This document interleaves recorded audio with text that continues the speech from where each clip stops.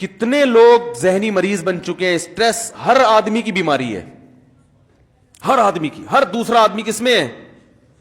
ایک صاحب میرے پاس آئے, کہہ رہے مفتی صاحب ایک عجیب ٹینشن ہے, نیند نہیں آتی, پریشان ہوں. میں نے کہا کیا وجہ پر؟ کہہ رہے وجہ تو کچھ بھی نہیں ہے. کہہ رہے سب کچھ صحیح ہے پھر بھی کیا ہے؟ خوف ہے, پریشانی ہے, ٹینشن ہے.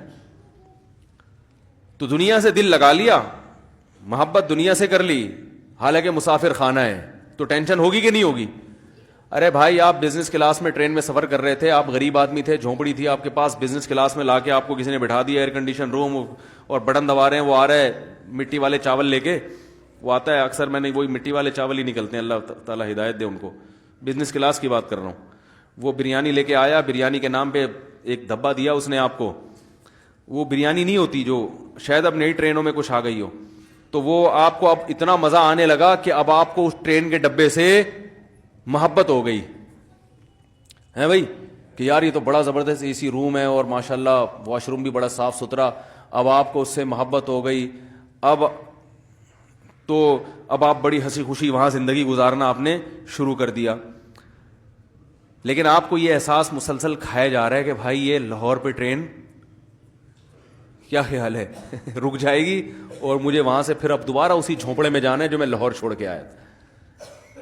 اب آپ کو جب ٹینشن ہوگی تو یہ ٹینشن آپ کی پیدا کردہ ہے نا, کہ بھائی یہ ڈبہ ہے, ٹرین کی بوگی ہے, اس سے دل لگانے کی آپ کو ضرورت کیا تھی؟ یہ تو مسافر خانہ ہے, یہ تو مسافر خانہ ہے. تو اللہ سے جن لوگوں نے دل نہیں لگایا میرے بھائی, دنیا سے جب انسان دل لگائے گا تو وہ ٹینشن ہے اس کا مقدر ہے, وہ خوش ہو ہی نہیں سکتا, وہ گولیاں کھا کے خوش ہوگا بس. تبھی دیکھو نا ٹینشن ختم کرنے کے لیے کیا کچھ کھایا جا رہا ہے. ہمیں تو گٹکے کا نام یاد ہو گیا, اب تو وہ لوگ کہتے ہیں مجھ سے بھی پرانے زمانے کی پرانی باتیں ہیں, مین پوری ہے اور پتہ نہیں کیا کیا چیزیں, سگریٹ, اور جو چائے پیتے ہیں وہ سارا دن پھونک رہے ہیں چائے, ہر وقت چائے چاہیے ان کو, کیونکہ بور ہونے لگتے ہیں بھائی, نہ کوئی فلم دیکھ رہے ہیں, نہ کوئی ڈرامہ دیکھ رہے ہیں, نہ کوئی, تو پھر چلو چائے ہی ہو جائے. ایسا ہوتا ہے کہ نہیں ہوتا؟ سب سے زیادہ گورنمنٹ کے ملازمین آفس میں بیٹھ کے چائے پیتے ہیں, کیونکہ ان کے پاس کرنے کے لیے کوئی کام ہوتا نہیں ہے, تو وہ ٹائم پاس کرنے کے لیے ان کو چائے چاہیے. گورنمنٹ کے جتنے ملازمین ہیں, سوائے ان لوگوں کے جو میرا بیان سن رہے ہیں, آپ جا کے دیکھیں, جب بھی جائیں گے وہ چائے یا تو منگوا رہے ہوں گے یا پی رہے ہوں گے.